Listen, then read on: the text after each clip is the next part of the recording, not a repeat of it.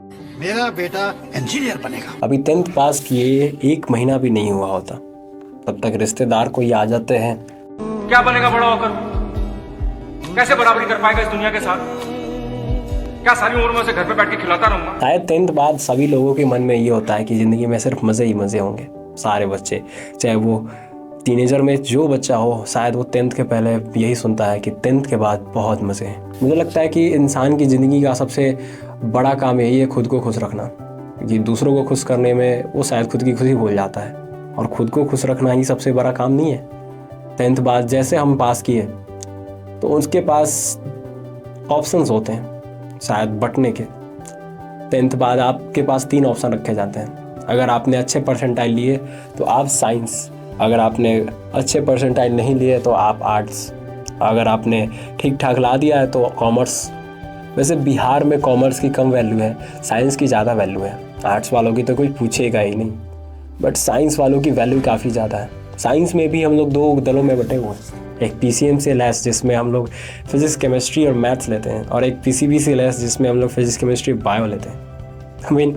हमारे जो 10th के प्यारे दोस्त होते हैं जो शायद हमें खुश रखते थे, हम उनके कारण खुश रहते थे, वो सारे बट जाते हैं, अपने अपने रास्ते पे चले जाते हैं और कहीं ना कहीं अपनी अपनी करियर बनाने लगते हैं। और जब साइंस की बात करते हैं तो साइंस के लिए 2 पार्ट होते हैं, मैथ्स और बायोलॉजी।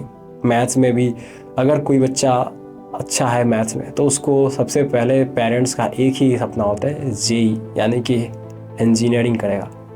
अब जेई के लिए बच्चा जाता है, तैयारी करता है 2 साल, 11th से स्टार्ट हो जाती है तैयारी, और 11th से लेकर 12th तक बहुत ज़ोर से घिसाई होती है। लाइक लिटरली मैं बता देता हूँ, जेई की तैयारी कोई आम बात नहीं है। अगर आप जेई की तैयारी कर लेते हो ना, तो यही आपका प्रेशर जो है आपको ज़िंदगी में बहुत आगे लेके जाएगा। जेई का प्रिपरेशन ही एक बहुत बड़ा काम है जो आपको सिखाता है कि ज़िंदगी में कितने भी प्रेशर हो, कितना भी प्रेशर हो, आप हैंडल कर सकते हो अगर आपने जेई का प्रिपरेशन किया है तो। वैसे मैंने जेई का प्रिपरेशन नहीं किया, मैंने यूट्यूब की शुरुआत की। Hello my dear friends, welcome to my YouTube channel staff smart study. अब सबसे पहली बात तो ये है कि साइंस का कोई बच्चा अगर जेई की प्रिपरेशन की जगह ये सारे काम करने लगे, यानी कि क्रिकेट खेलने लगे, क्रिकेट भी नहीं खेल सकते क्योंकि पैसे नहीं हैं, गाना नहीं गा सकते, पैसे नहीं हैं, आप यूट्यूब पे वीडियोस नहीं बना सकते क्योंकि लोग क्या सोचेंगे, लोग क्या बोलेंगे पेरेंट्स को कि आपका बेटा सिर्फ यूट्यूब बनाता है, यूट्यूब पे वीडियोस बनाता है, उससे क्या होगा, उससे क्या उसकी ज़िंदगी निकल जाएगी। लेकिन हम देखते हैं ना यूट्यूब पे बहुत सारे लोग जो IITians होते हैं, जो NITians होते हैं, जो नीट निकाल के डॉक्टर बनते हैं, वो सारे लोग यूट्यूबर बन रहे हैं। वो किस लिए बन रहे हैं? क्योंकि उनके इनकम है, इसीलिए तो बन रहे हैं। और सभी लोग एक दिन सक्सेसफुल बनेंगे ही, ज़रूर बनेंगे। तो उसके पास एक ही ऑप्शन होता है, या तो इंजीनियरिंग करे या फिर कुछ ना करे। तो हम आए यूट्यूब पे। अब देखिए, इंजीनियरिंग की बात करते हैं तो आपने एक पिछली केस में ज़रूर सुना होगा, एक 26 साल की लड़की पुणे में ज़्यादा काम करने की वजह से मर गई, मतलब ओवरलोड। CA थी, समझ रहे हो, कॉमर्स कॉमर्स साइड की थी, उसने CA क्रैक किया, उसके बाद काम पे गई और 6 महीना भी नहीं हुआ और वो ज़्यादा काम करने की वजह से उसकी मौत हो गई। मतलब कहीं ना कहीं वो काम से खुश नहीं है कोई। आज रिसर्च बताती है कि 78% यूथ, मतलब इंडिया में जितने भी लोग हैं, अपने काम से बर्नआउट हो चुके हैं। उन्हें काम में मज़ा ही नहीं आता, छोटे छोटे काम को भी वो करना ही नहीं चाहते। क्यों? क्योंकि उसमें इंटरेस्ट नहीं है।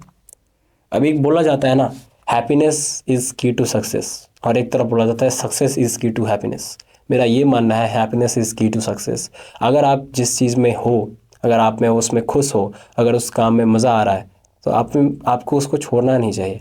आपको उसमें एक दिन ज़रूर सक्सेस मिलेगा। अब कुछ लोग जेई की प्रिपरेशन को अपना हैप्पीनेस मानते हैं, उनमें उसे कैलकुलेशन करने में, क्वेश्चंस करने में उन्हें खुशी मिलती है, इसलिए उसमें सक्सेसफुल होते हैं।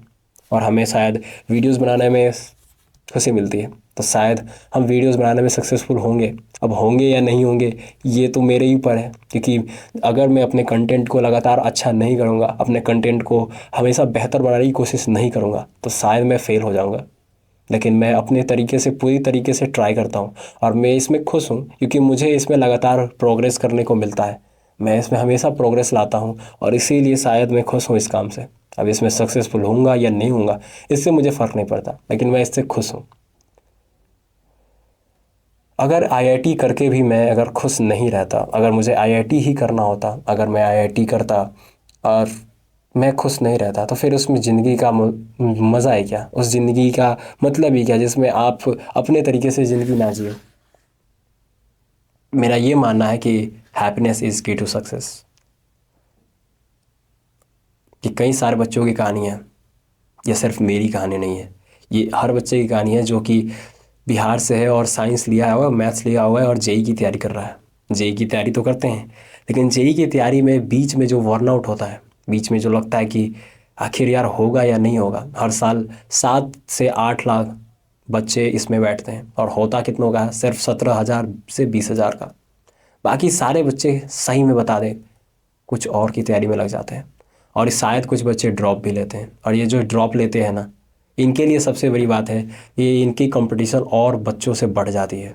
अगले साल 10 लाख बच्चे, उसके अगले साल 20 लाख बच्चे, ऐसे लगातार कंपटीशन बढ़ रहे हैं क्योंकि जनसंख्या तो घट नहीं रही, जनसंख्या तो लगातार बढ़ रही है।